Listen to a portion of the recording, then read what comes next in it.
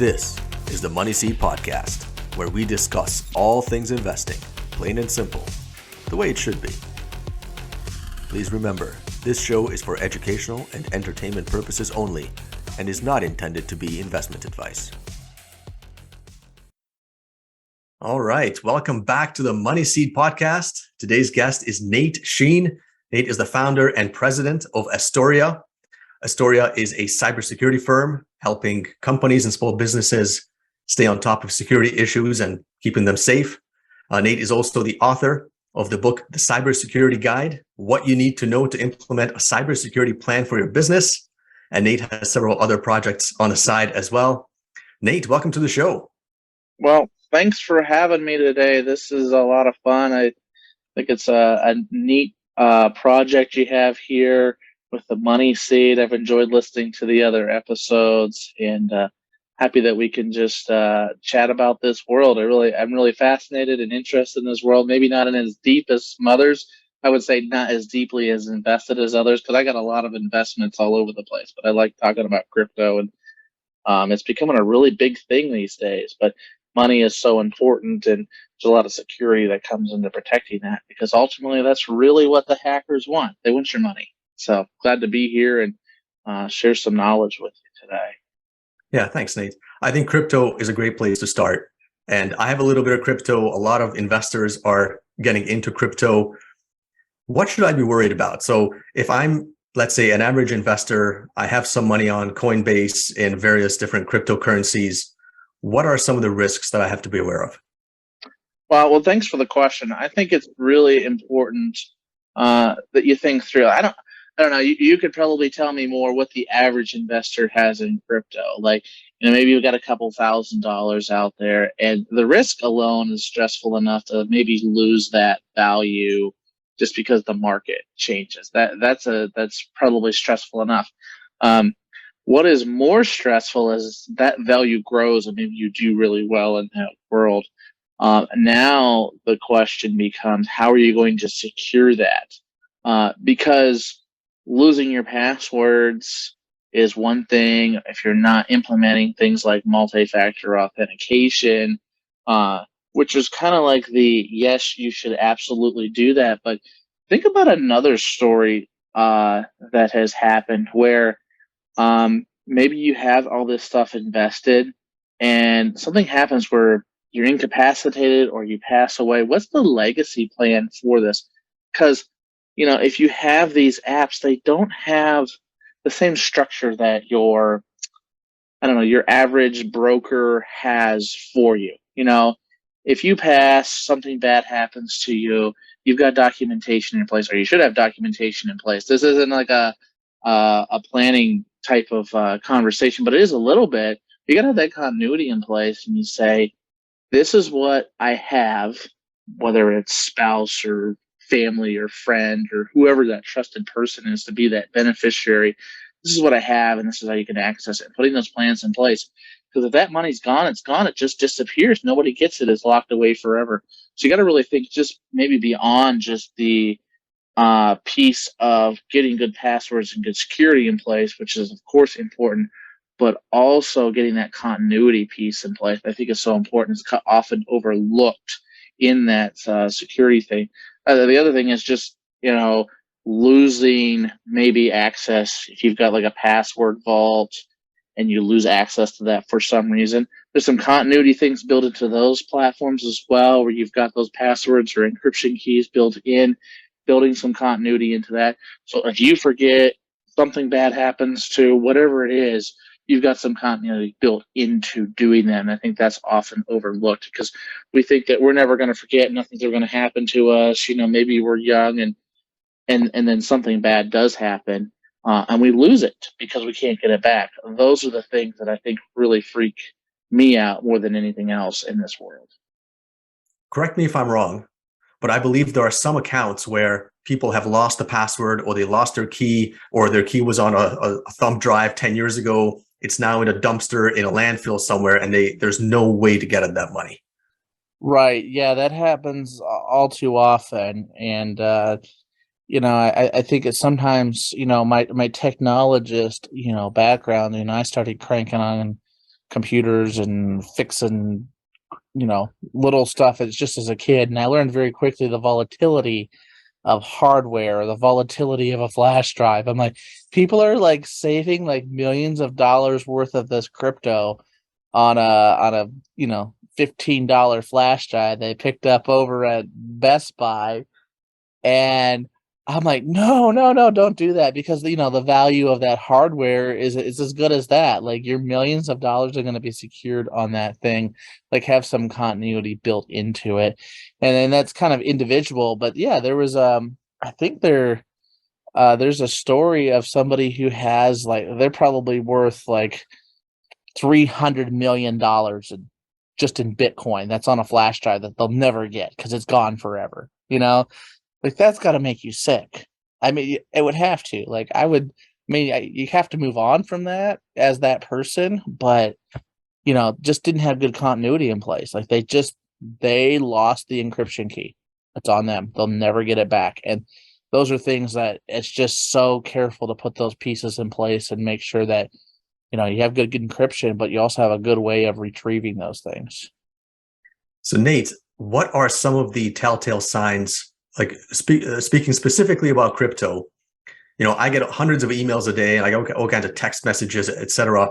What are some of the red flags that I should be aware of if somebody with malicious intent is trying to contact me to scam me? Oh, well, if they're there, I would say number one, look out for people who are your new best friend. And I say this tongue in cheek because we just met. But you're their new best friend, and they want to know everything about you. And the deep fakes are really becoming a real thing. And I think this is something that kind of your overnight crypto millionaires really need to think twice about. Who is really coming into their circle, who is reaching out to them, because now they have some purchasing power. Now they have some real asset that somebody could come after to them. And all of a sudden, they'll even jump on the video call, and they may look like, and it may seem like this next great thing, and they're just there to take your money away from you. So really looking for these unsolicited type of, friendships that automatically show up, and they can come from maybe the most unlikely places. Like, it seems like they're a real person. They've built, this really great online reputation. It's really easy to build those things out. I mean, they'll build whole fake organizations around things with a whole strategy to go after, these kind of overnight millionaires, or they've got a great new investment, opportunity for you.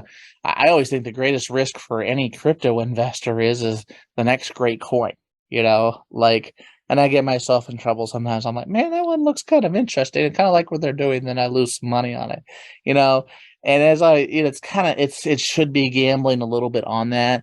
But I've been in business long enough where I understand my risk a little bit more and understand what I want to do. But those who really haven't had the experience and time, that's who they're really going to prey on and go after, because you really have to think twice and maybe surround yourself with people that are really good advisors who really are looking out for your best interests. Don't just befriend the next person that comes along that seems to have the next big opportunity. That's so important, especially as you're trying to build your awareness in this world and just in the business space, because it really hasn't changed in the business space of the scams and things that are out there. They just have a whole new generation of people to go after. We've got a group of people who they're making a lot of money straight out of high school. They don't really have to go to college, but they are getting scammed like crazy. Like, statistically, Gen Z gets more money scammed from them than any other generation right now, but it's wildly unreported because they feel embarrassed. That is fascinating. And it's interesting you say that, because I would have guessed they would have been sort of the last people in the line of victims, because they don't have a lot of money. I always thought that, in my mind, I always imagined these individuals going after people who have money or elderly, etc. But wow, Gen Z, that's a surprise. And you've got to think, like, hacking organizations are companies in themselves. So they've got divisions. Like, they've got the Social Security, retirement plan division, they're going after that generation. And they're getting them for the computer repair scams that happen. They're getting them for the, next greatest political candidate, whatever they're going after them for. But they're going to go, they have another division. They got another strategy, and they're going right for Gen Z. And they say, I got the next big crypto thing. I got the next big investment. We're going to make so much money on this. I mean, I definitely don't want to get too deep into it, but I think this FTX thing is a good wake up call for people of realizing the risk that you get yourself into investing in these companies. And I don't think you should ever go all in on anything. I mean, the people who lost a lot of money on FTX, the Kevin O'Leary's of the world or something, like they lost money and they're really upset, but they weren't all in because they know to diversify themselves. And if you don't have the investing acumen, the business acumen, I think what you really need to do is step back and really educate yourself. Who can I really, really trust? And write yourself some procedures. Write down, what am I going to do if? Do I have enough reserve in place for? And then if I lose my password, what do I do? What's my plan for that to happen? Because if you're really doing well in this world, and I hope that you are, you want to make sure that you have a plan to preserve yourself. I mean, you're building yourself a business. And you can't just do it willy-nilly. Like every business needs policies and procedures in place. If you're the only person doing it, you need to really have a plan in place on the what if and how is this going to happen. Or you're going to end up losing your shirt because you weren't really thinking about it and you're just kind of hitting buttons. Yeah, I agree. And that's true of any type of investment or security, whether it's a stock in a single company or whether it's all in gold or all in crypto. As long as if you have all your money in one particular security, anything can happen, right? I mean, perfectly good companies, one morning, people find out, oh, there was massive fraud that was happening, right? Or, they changed the law, or they changed like tariffs, whatever, import duties or whatever, and you can have a company stock just half overnight, right? And you can lose half your investment there. So some basic amount of diversification is always a good idea. Well, yeah, diversification, and I think that also comes down to the continuity piece too. Having a good password vault in place. There's some really good ones out there. And any particular ones you recommend, Nate? Well, I don't have a sponsorship with them, but I'm really bought into Keeper, because I think Keeper really has one of the best ones, and I would speak to the fact that I use their platform, and then we actually do resell their platform through my managed security. But it's an encrypted vault, and you can get this through like companies like LastPass and a couple of others. But if you lose your password, like it's encrypted, and you reach out to them and you say, I can't get back in, they don't have a back door to unlock it. And that's been my experience. And it's unfortunate that they don't have a backdoor, but on the other hand, I'm really glad they don't have a backdoor, because there's no hacker that can go in and hack that organization and say, oh, I got the door to everybody, I can go in. But also built in the softwares like that, there's continuity. I can have continuity built in to a product like that where I say, ooh, I forgot my password. I have another trusted source that we have a certain amount of authentication steps that they have to go through, but they can reset my password. They aren't the vendor. They're a trusted source of mine. They're a friend or a colleague or whoever you want to set up that can do that, that can get my credentials back. Because it's more than passwords. We've got encryption keys we need to keep in track of. Like, these vaults are storing a lot of data and things. And I think really vetting one of those, that's one that I've really vetted. There's other good ones out there. And then there's other ones for very specific purposes in doing that. It also may be good for people to, what we do, enclave their data. So you may use multiple vendors for multiple different platforms for reasons, depending on what you have. So if you're well invested and you have a lot coming in, it may be important to kind of spread out those into multiple vendors from a security practice standpoint too. So that's where you would have to really work through that planning and the why and the what that you would do with that. Nate, a lot of users simply store their passwords in their browser, right? For example, Chrome, Edge, etc. I type in a password, I create a password. Chrome asks me, hey, do you want me to remember this password? Sometimes I say yes, sometimes I don't remember what I say. It just automatically remembers it. It's the autofill. How secure is that? Well, that I'm gonna put on my black hat. So we have in the hacker world, we've got the white hat. I've been on the white hat side of it. I'm gonna put my black hat on for you. I really love that you do that because all I really have to do is compromise your email account, and now I can have all your passwords. Because those passwords in your browser are attached to that. Let's say it's your Gmail, okay, and you have it saved in your Chrome browser, and you have a Gmail account, and it's attached to that, and you're gonna all I have to do is get into your Gmail and I have all of your passwords downloaded to mine. So it's really a somewhat insecure way. Gmail does have some two-factor authentication built in, some better security practices built into it, but it's a much easier way for me to hack that. And it also doesn't offer any continuity really in that world either.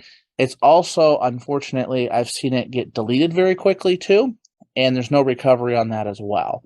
So that's just as bad as if I got all your passwords, if they were all deleted and you lose your passwords as well, that's not helpful to you either. So getting yourself to maybe a better platform, I always say maybe paying a little bit of money for the protection is really going to be worth your while. Interesting. Okay, good to know. Yeah. You're going to quickly be moving all of your stuff to another platform. Cancel the plans for the rest of the day.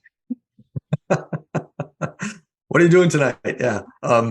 Moving my passwords to now. There's a great export tool in Chrome where you can export it and import all of those passwords into any other vault, so you can do it very quickly as well. So never fear, it's a quick and easy and painless process.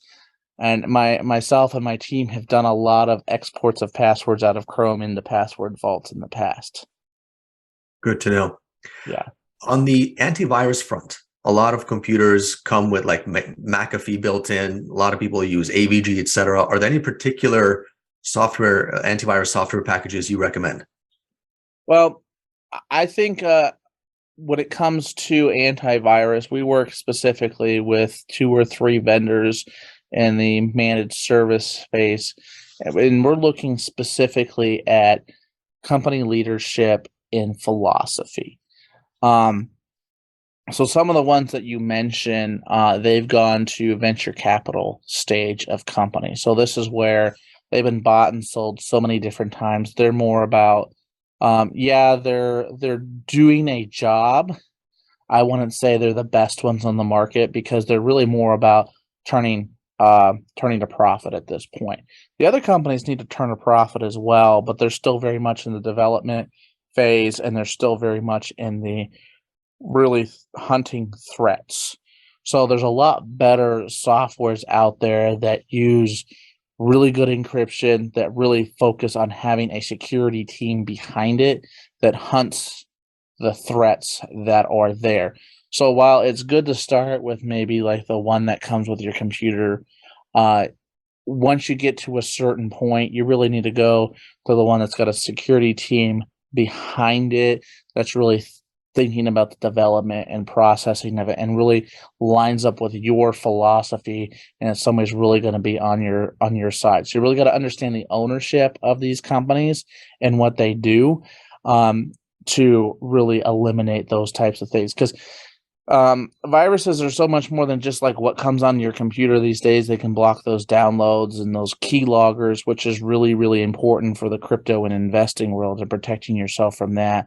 But you also want to look for the ones that will also have the add-ons for scanning and filtering your emails and giving you those real alerts, because a lot of the hacking is coming directly through email and email conversations.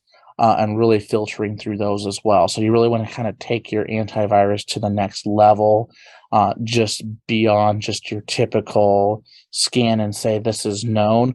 We want to look for ones that are actually looking for behaviors that are looking bad that may not even really be on the radar at this point. And then you have actually somebody to engage with and say, I'm seeing this, and a security person can actually help you with that. And are there any particular companies that stand out in that space?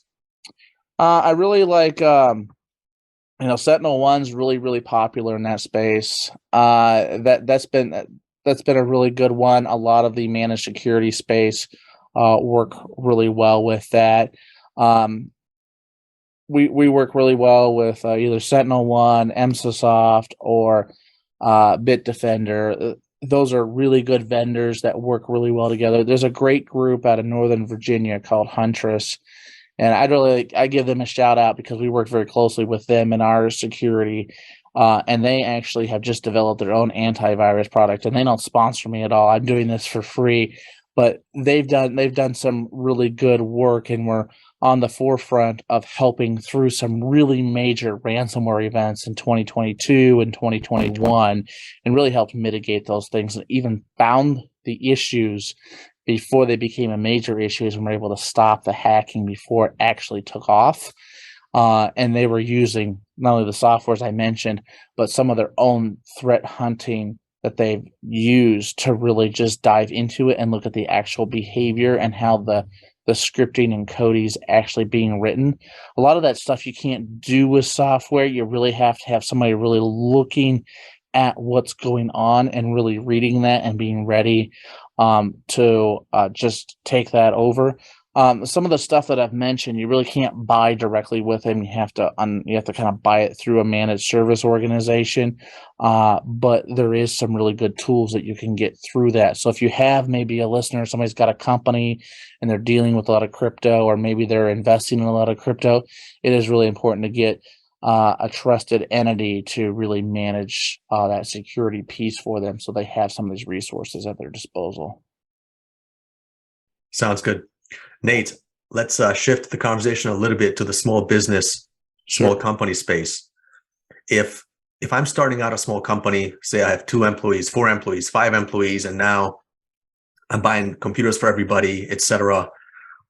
Now I have some proprietary company information. Maybe I have a sensitive user data. What are the biggest things I should worry about, and what steps should I take to protect my business and to protect user data? Yeah, it's you need to have more than just one thing. You should definitely have some antivirus. You should definitely have some good password policies in place. Like, I think you need to sit down and write down, what are we actually going to, if you got 5 employees working for you, you need to say the passwords need to look like this. We're going to have multi-factor authentication on all of our software packaging, and saying we're not going to work with any software vendor that doesn't have multi-factor authentication. We're going to make sure that all of our software and computers are backed up to a separate location, separate from here, and that's checked on a weekly or maybe even daily basis, that those backups are actually working, that we're actually monitoring the security logs, that we actually have some type of email filtering in place that's looking for maybe viruses being sent through email attachments and stuff. It's kind of a whole package that you need to have in place to do that. Those are just like the foundational elements, and it's kind of a lot to kind of take in as a new company, like a fire hose, because I know starting a company, there's a lot of things you have to do that, and I think that's really where the managed service companies have really come along and be able to fill that need and say, here, we can do all the foundational things that you have to do, and we're going to be that insurance if this really happens. And unfortunately, some companies look at that as, oh, it's just another cost I have to take on. But really, doing these types of things also can help your company become very efficient, because now you're putting in place policies and procedures very early in your company, and it's going to say, oh, I don't have to make all these decisions. You're not going to be slowed down by making all of it, because you already have a structure in place for a whole area of your company, and you can focus on building other structures in your company as well. So it makes it very efficient to have some of these things in place, and you're not losing money based on maybe getting hacked or just paying for bad invoices, which is a really big issue with new companies. Kind of going back to that thing where, if you don't have the business acumen yet, if you haven't really been in that world, you're not sure, you don't know what you don't know yet, and so you're not, paying things that you shouldn't be paying. There's just so much that you can put into place by creating those policies and procedures will really save you a lot of money. And then another thing we haven't even talked about is like accepting crypto for payment. Like I think that's like the new frontier that's coming down the pike. Interesting. And before we get into the crypto side, accepting crypto, just very quickly, if a small company is at that stage now where they're starting to grow and they really have to take cybersecurity seriously, is reaching out to your company. Is your company, are you someone that can help other businesses set these systems up? Oh, absolutely. So, yeah, shameless plug. Everything I just described is our foundational package for companies, and we really help you provide that with you. Also, giving you maybe some productivity apps to just run your business and making sure that we can kind of take a lot of that stress off of you, and then we can really help you be able to focus on the things that you focus on, and we take the security and IT piece and we take that care of that for you. So I got a really great team that does that at Astoria. Very cool. And so if, let's say I have a business and I have a customer, hypothetically speaking, and this customer says, hey, listen, I want to pay in crypto. What should I need? Like, what do I need to do to get ready to accept crypto as payment? My first question is why? Hypothetically speaking, just because you brought it up, and I mean, if this is the next wave that's coming, where it's definitely coming. Yeah. So it's probably already here. Had several conversations with some payment processors. Oh, this is their plan to start. They're starting to figure out how to accept crypto in and everything. Documentation is going to be so important with that, because it's not something where you just automatically accept crypto and they can just flow right into your normal reporting. You're going to have to clearly document how you did it and the currency exchange. I think the documentation, it goes back to that, the policies and procedures. Before you just say, yeah, I'm going to accept X amount of Bitcoin, you really need to educate yourself on these conversion rates and how this works. And you can't expect nothing against any accountant out there. I don't think a lot of accountants have taken the time to really understand that world. If it's something where you want to accept that money, you really want to document well and understand very clearly what you're doing and how much you're actually accepting, especially the volatility of the coin. If they want to pay you in some, odd crypto, some of these things can change so quickly. I think you want to, as a business, if you're going to accept that, you're really accepting the risk of that type of thing, and then you need to quickly maybe even convert it. I would probably want to convert it pretty quickly rather than letting it sit out there, because I see some of these exchanges, they look really good one day and then they're dropped, and when are you going to get your money back type of thing. So that moment's here, but I would really caution people to really stay with the more consistent, big guys in the crypto market. Let's stay with Bitcoin or Ethereum. Like, they've kind of proven themselves at this point. I'm not saying that nothing bad will ever happen, but it's the same thing. Like if any of your listeners are accepting, foreign currency for anything, that was something that I had to learn. Like, how those conversion rates, and if I'm accepting money from Canada or money for accepting euros or something, what are those exchange rates and how much that really affected me, how much I actually lost with that. And so it's a whole nother world, and it might be something where you step back and say, it'd be better if we don't do that until we've thought through that, and not just quickly grabbing it because it looks really, really good. Because I would say, again, from a security standpoint, if somebody wants to pay you in crypto, they probably, for some reason, can't convert it into the currency that you typically like to transact into. And there might be a reason for that. So there might be things to think about. That might be an unreliable source as well. Or maybe they want to be untraceable. So it could be the type of person you're doing business with and not really questioning anybody's business practices.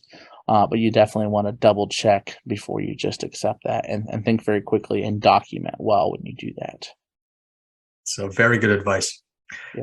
Nate, maybe a couple more questions on the ransom attacks, right? And stuff like that. So if a small business believes that, hey, look, we might be getting hit with an attack, right? Ransomware, etc. What are some of the steps they can take? If you think you have ransomware in any form or fashion, the first thing you need to do is get those all those devices, any device in your network, just unplug the internet to it. It's kind of the pain of it all. It's going to be very it's going to be expensive if you have ransomware.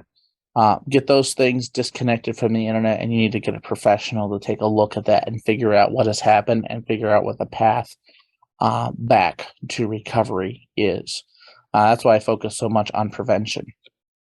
There is ransomware insurance out there, and not licensed in insurance, but I will tell you that you need to really have a hard conversation with your insurance agent, because a general liability policy does not cover the coverages you need to recover yourself from ransomware. Because a lot of times they'll specifically say, this does not cover ransomware. Crazy.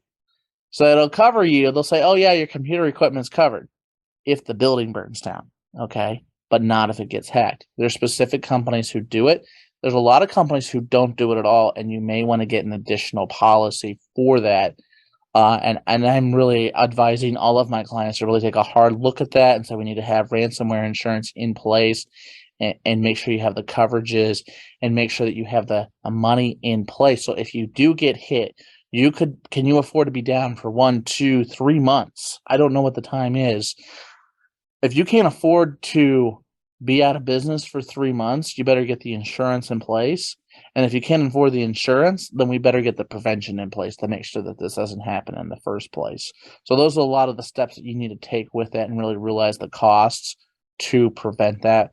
The first conversation you really need to do is understand your insurance and what's it actually going to cost you to save yourself from this happening.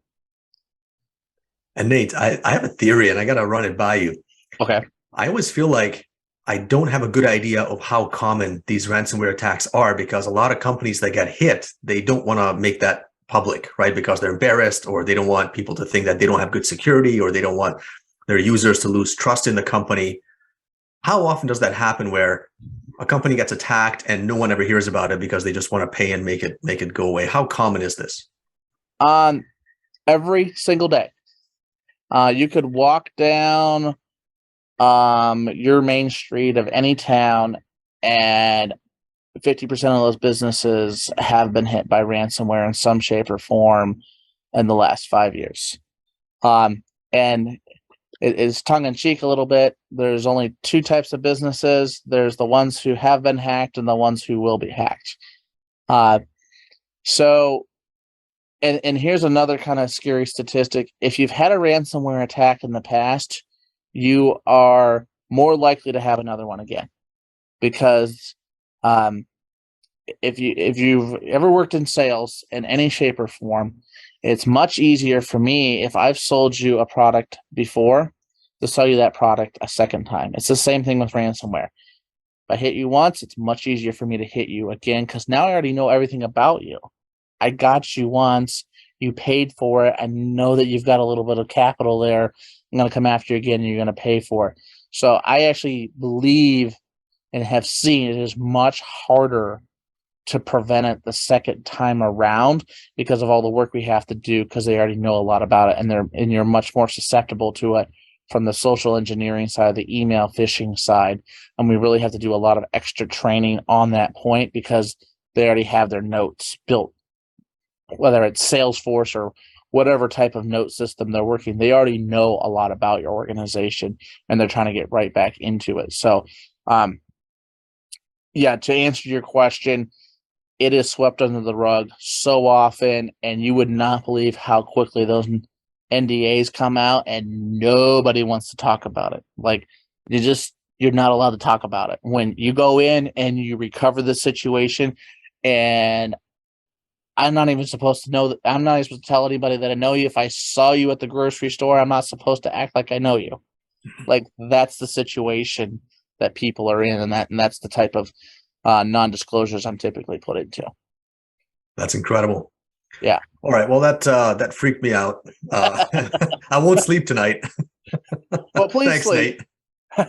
Please sleep. So But yeah, there's been Nate. days I said I'm just gonna go hiking permanently, and I'm just gonna go kayaking permanently because it doesn't really matter because I don't really need the technology. I already know where I'm going, and I kind of like being lost a little bit when I hike because I discover new things. So I do get it to a point, but we are making inroads and we are starting to win the battle, but it comes down to prevention and it comes down to good communication and having good advisors around us. Nate, thank you very much. Very enlightening conversation, actually. Today was the first time I ever heard that there's a specific thing called ransomware insurance. That's pretty wild. Yeah. Absolutely. Check with your insurance broker. It's a very, very good conversation to have. Sounds good. Nate, how can people reach out to you if they have more questions, if they would like to learn more about your services? Yeah. So specifically on these conversations, you're setting up a business, not sure where to start. I have cybercoach.live is my website. We do the consulting, have conversations like this about your company. My managed security service company is trustastoria.com. You can learn more about the services that we offer on an ongoing basis. And we do a lot of things from helping advise you on what type of insurance is available to you and helping you get compliant with the insurance and what they need, or getting you compliant with other types of audits. You can check out my TikTok or Instagram projects. The real Nate Sheen is there. I just talk about this stuff, new videos every single day. I just like to tell stories about what's happening without disclosing any details, so you can be scared more or more fascinated and learn about all of the stuff, hopefully for free, and make it a little bit easier if we can dive specifically into that stuff. But best ways to reach out to me through my 2 websites there, or any one of my social media channels, or connect with me on LinkedIn. Happy to talk with anybody there as well. I got lots of different ways to get in touch with me. Sounds good, Nate. I'll put all that information in the show notes. Yeah. And thanks again for your time. Do you have any final thoughts or tips or advice? Yeah, I would just say don't be scared. Just find a trusted partner that you really know that can be on your side and work with them. It can be really scary and overwhelming, as anything else in business is. It's just always important to get another set of eyes on stuff. Just don't point and click and go. It never hurts, and it never even hurts to spend a little bit of money too, to ask some additional questions before you make the wrong decision. And I think that's so important. And I definitely don't have all the answers. You got to get that panel of advisors for your company. And even if you're just buying crypto and investing in crypto, you need to get a panel of advisors of people who really understand it and really have your best interest in mind. And I think that will really set you up for success. And what's life without a little bit of failure? Because we'll learn a little bit. We won't have any good stories to tell when we're out hanging out. That's a very positive spin on things, Nate. Yeah. Again, thank you very much for your time. I really enjoyed the conversation, Nate, and have a wonderful evening. Yeah, I appreciate it. Thanks so much for having me on, and have a good time. Have a great night. Cool. Thanks. Thanks.